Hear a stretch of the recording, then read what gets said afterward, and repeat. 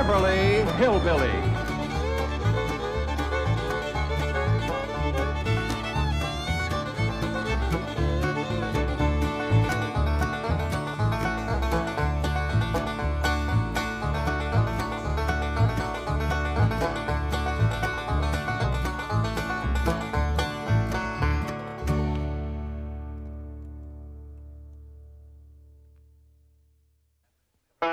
This is where the Clampetts live, but there ain't no one in, 'cause they went home for Christmas and a visit with their kin. And here they are arriving at the home they love the best, happy as a pack of squirrels returning to their nest.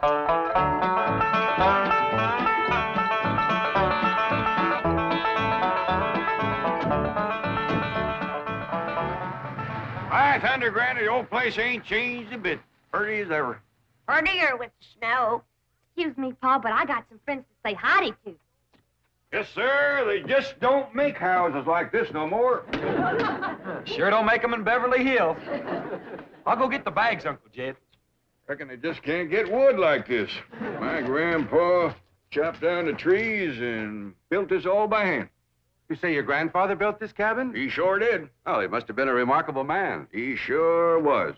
He finished the cabin in the morning, went to town, found a girl, courted her, married her, and carried her across that doorstep all before sundown. Tell me, Granny, was that 1897 or 1898? 1898. Yeah, that's right. She was 18 and Grandpa was 98. You say he was 98 and his bride was 18? That's right. Marriage didn't work out too good. Well, I don't doubt it. Yeah, Grandpa made the mistake of having his ma come live with him. Awful bossy old woman. Wouldn't let that little bride do nothing. Did everything herself. Your family has remarkable longevity.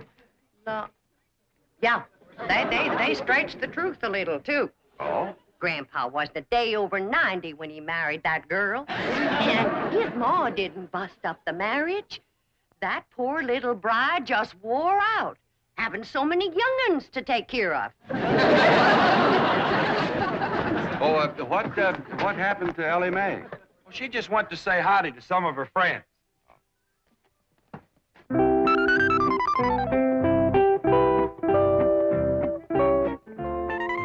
Maggie? Maggie, it's me, Elly May. I come back to visit you.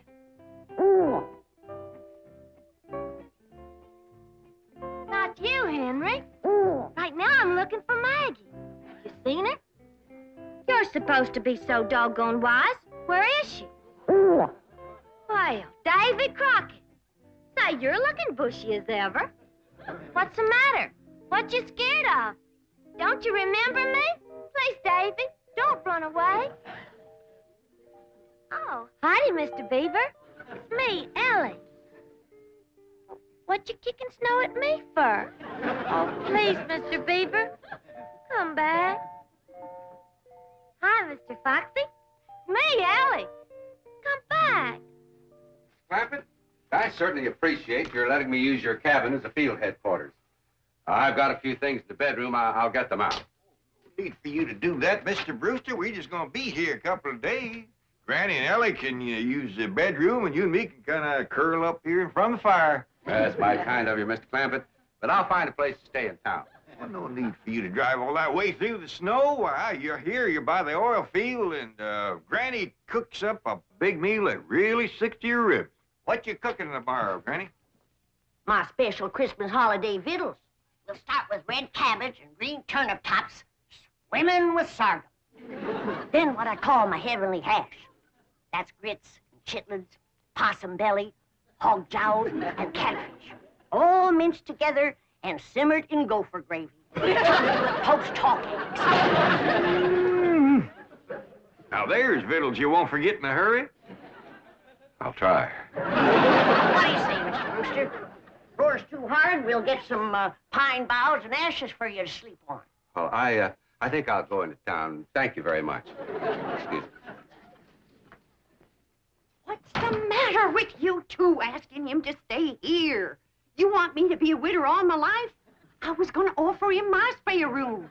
You ain't got no spare room, Pearl. I have if Jethro stays here. If Mr. Brewster stays with you and Irene, won't people talk? I hope so. And Jed can insist on him marrying me. And I'm going to get him. Now's my chance. Exactly hold with making a man get married unless he wants to.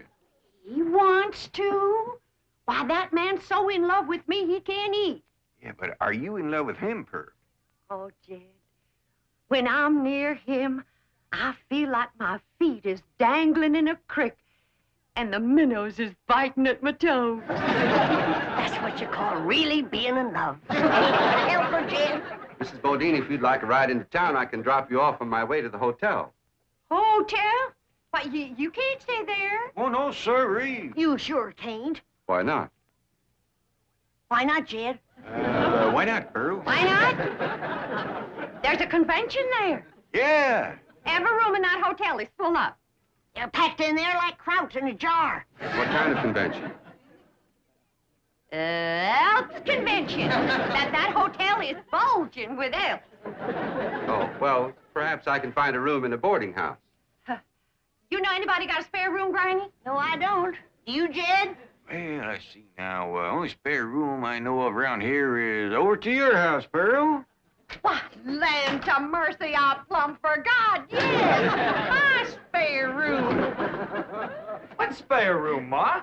We ain't got it. Ow! Pearl, why don't you run out and fetch some wood? I just brought some wood in.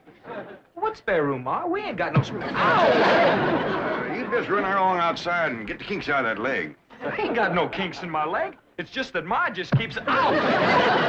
Son, if you're gonna play hopscotch, you go outside. House ain't for playing games. But I ain't playing games. Then go chop me some wood. I just chopped some wood. Chop her some green wood. She wants to smoke a possum. Now give her. I just chopped some wood and I put it right there. I just put it right over there in the corner. Now, you come to my house, Mr. Brewster. The spare room is yours. Well, all right. If it's not... Why should I sleep here on the floor? I got a room. Ow! He's given to seizures in the leg, ain't he, Granny? I'll have him rub it with some hot possum grease tonight. Yeah, well, let's get going. Aunt Pearl, would you do me a big favor? Well, of course, Elly May. What is it? Would you take this here fur coat? Your mink? For keeps? I sure would appreciate it. It makes my friends in the woods kind of skittish. They must reckon I'll be wearing them next. Well, I don't rightly know if I Go should... ahead and take it, Pearl. That is, if you don't mind it's been war once or twice before. Oh, not at all. I tell you what. I'll put it in one of my hope chests, and I'll wear it on my honeymoon.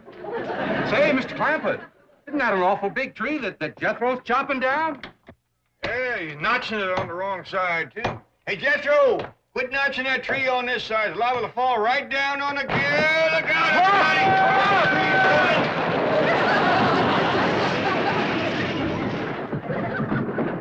everybody! It missed us. Praise the Lord. Well, the tree missed. We can get up now. Well, he might be chopping another one. Let's wait and see.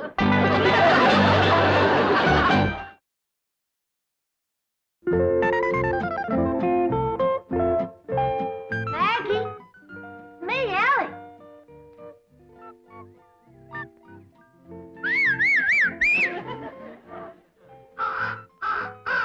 Freddie, you old rascal.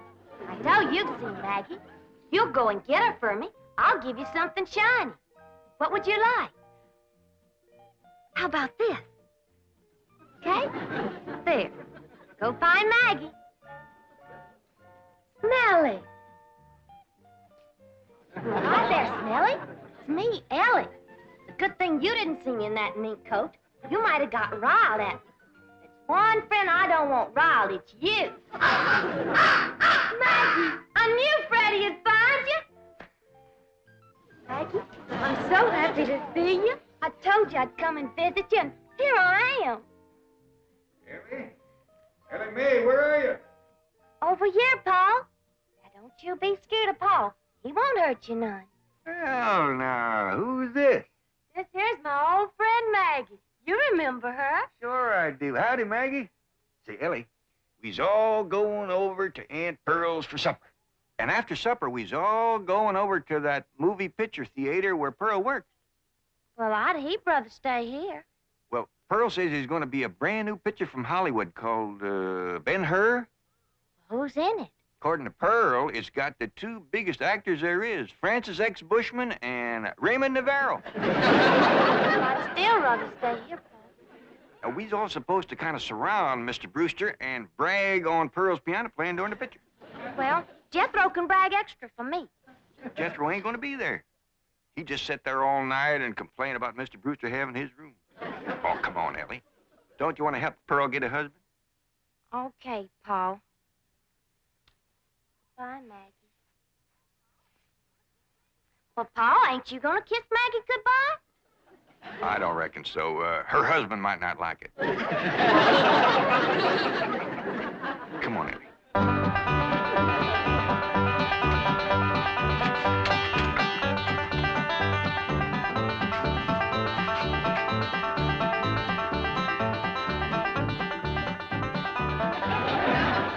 Come on, everybody. Well, doggy. Jethro, here's a picture of your ma. Yeah, it says, in person, Pearl Bodine, Wizard of the Keyboard. Oh, that means Piany. Hey, your name is as big as Ben Hur's. I begged the manager not to put that up, but he says it's a drawing card. My playing during the picture. During the picture, don't you have sound? Loads of it. Between the people crunching popcorn and crying and reading the titles out loud, you got plenty of sound. Now, everybody go on in and sit down. You're all on complimentary passes. Now, I gotta pop some corn and sell tickets before I come in and play the overture. Mr. Brewster, did you ever in all your born days see a woman who could do more things than my cousin Pearl? She can cook, sew, keep house, play piano, and no wonder the men around here are just beating her door down to propose. But Pearl's choicey. She's waiting for the right man.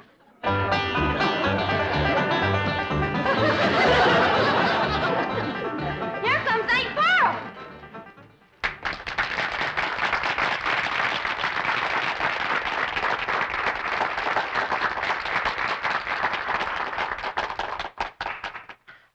Ladies and gentlemen, before our big premiere gets underway, I know you'll want to meet the celebrities in our audience tonight.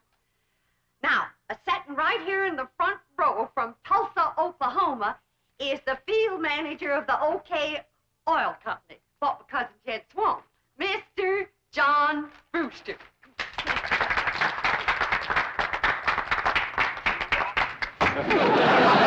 Who threw that tomato? Come on. Homer Winch, get up there and you clean off that screen right now. Ain't you ashamed? Yeah, Pearl, but I couldn't help myself. I'm just eat up with jealousy. I seen red. Well, I see it too, so clean off the movie screen. Ben Hur will look like he's bleeding before the chariot race ever starts. Exciting when you're mad, Pearl. Get up there, you coot.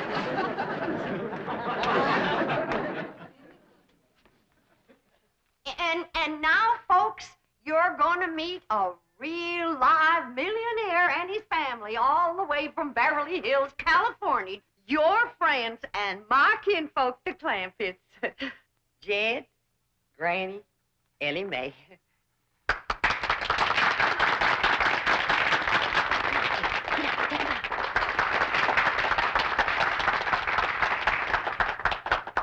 Folks, mighty nice to be back here with you again, and you're all invited to come visit us in Beverly Hills. Got plenty of room, and Granny will wamp up a mess of heavenly hash for you. Jim, can I show him my mink coat? Sure, Granny. This here is a genuine mink coat. Given to me by the banker. Nobody get the wrong idea. There ain't no strings attached. I'm still the same sweet girl I was when I left here.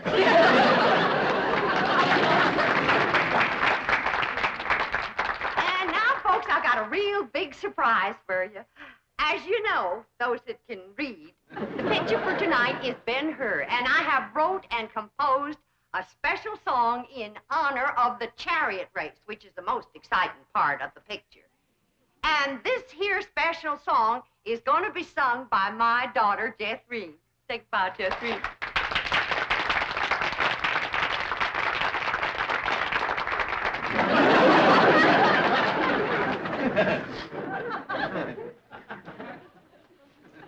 The song will be sung in its entirety during the chariot race, and you can all join in the chorus.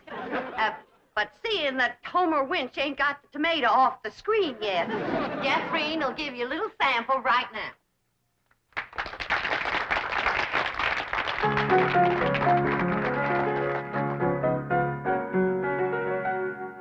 A mighty long time ago, couple of thousand years, in a town named Rome, which is far away from here, a feller named Ben Hur lived and went to school, and that young feller was a chariot driving fool. Drive them horses, Ben, Ben, drive them horses, Ben. Drive them horses fast, Ben, drive them for to win. Don't let that other rascal get ahead of you, or he'll win the race, and that'll never do. That's enough for now, Jeffrey. You'll hear the song again during the chariot race, and everybody can join in the chorus. And now, during the playing of the overture, we invite your kind attention to the advertisements which will appear on the screen. I thank you. All right, Charlie!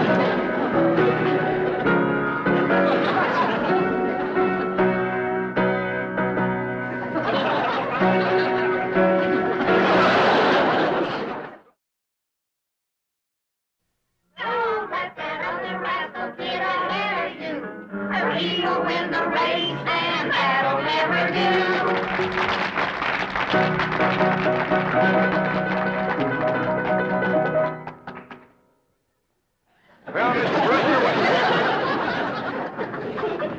Where's Mr. Brewster? dog if I know. I never felt him leave. Hey, serves you right, Pearl. That's what you get for throwing yourself at a city dude. Hush up. Well, them fellas ain't nothing but a bunch of playboys. Just like bees flitting from flower to flower, grabbing up the honey. And then when your petals is drooping, they fly away. Everybody can hear you. I ain't ashamed of what I got to say. I love Pearl Bodine. Hush up, Homer. Now, quieten down, Homer. You're making Pearl blush. Be my blushing bride, Pearl. Right here before your kinfolk, your neighbors, and Ben Hur. I'm asking you to marry me. Get up off your knees. You're making a spectacle of yourself. I caught him, Ma. I saw him sneaking out the door, and I caught him. I was not sneaking. I simply went outside for a breath of fresh air. Put him down. You, wasn't running away, was you, Mr. Brewster? No, of course not. Everybody's invited over to my house for apple cider.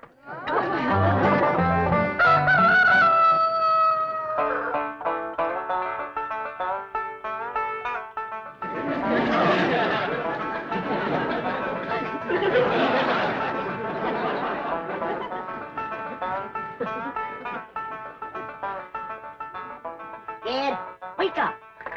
Jed, you too, Jethro. Come on now, get out from underfoot, both of you. Hey, we was up late last night. Yeah, Granny, we want to sleep. It ain't what you want that makes you fat, it's what you get. Getting up off that floor.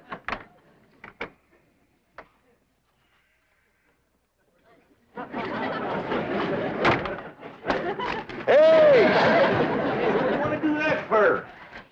Yeah, that's cold. Now, when I say get, you get. Floor is cold and hard. You're getting soft from city life. Now get dressed, and get washed, and get packed. Packed! You heard what I said. I ain't gonna spend another night in this place. Not with that wild daughter of yourn. I didn't sleep a wink. Appears to me like you're getting a mite soft from city living, too.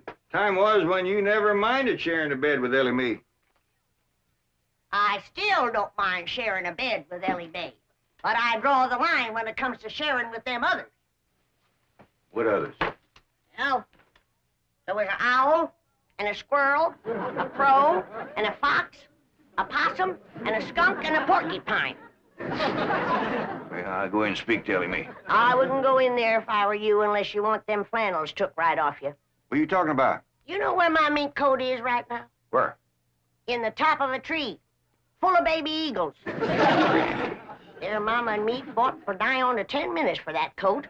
But with them claws on her, she could get a better purchase on it. Took it right out the window. You've been at your rheumatism medicine. I ain't about to swallow no story about Uncle an Jack, Granny, a great big old eagle just snatched the hat right off my head. See what I told you? When a mama eagle wants to keep her babies warm, she'll grab anything. Somebody better help Elly May hang on to her blankets, because that rascal just flew in her window. Frida, you hadn't ought to took Jethro's hat. Never mind about Jethro's hat. Ask her to bring back Granny's mink coat. Only if she wants to. Frida, you bring back Granny's mink coat. And if she's took any suitcases, see if you can get them back, too. We's packing up. Sit down. Oh, excuse me.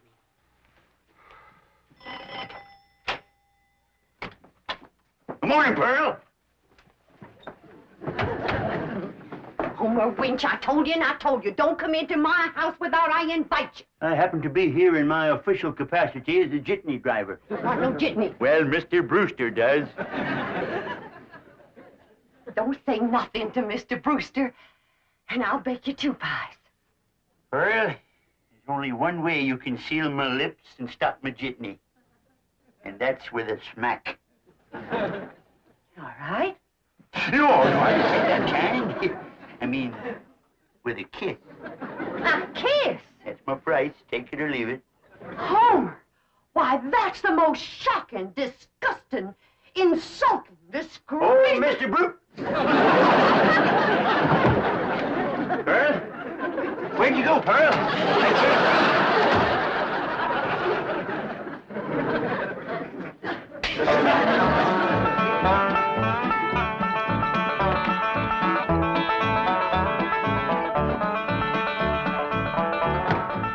Ma's coming, and boy, is she a driver. She must have heard we was leaving. Without getting her married to Mr. Brewster. I reckon we's in for considerable bawling. Ain't nobody can outcry Ma when she commences to gushing. Pearl? I reckon you's heard. We's going back to Beverly Hills. Oh, now, Pearl, you's bawling already. Don't worry, Pearl. You'll get a feller. Yeah, come on back to Beverly Hills with us. I can't. All right, Pearl, all right. I can't fight a woman's tears. We'll stay here until you marry Mr. Brewster. Yeah, Ma, and I'll be your best man. And you can wear that beautiful mink coat on your honeymoon. Pearl, what are you crying about now? The mink coat. What about it? I was driving down the road and a great big eagle took it right out of my lap. Don't you worry. Elly May! Yeah, Pa? You shinny up that tree and tell that grabby eagle to give you back that mink coat for Pearl's honeymoon, or she ain't no friend of yours. Only if she wants to, of course.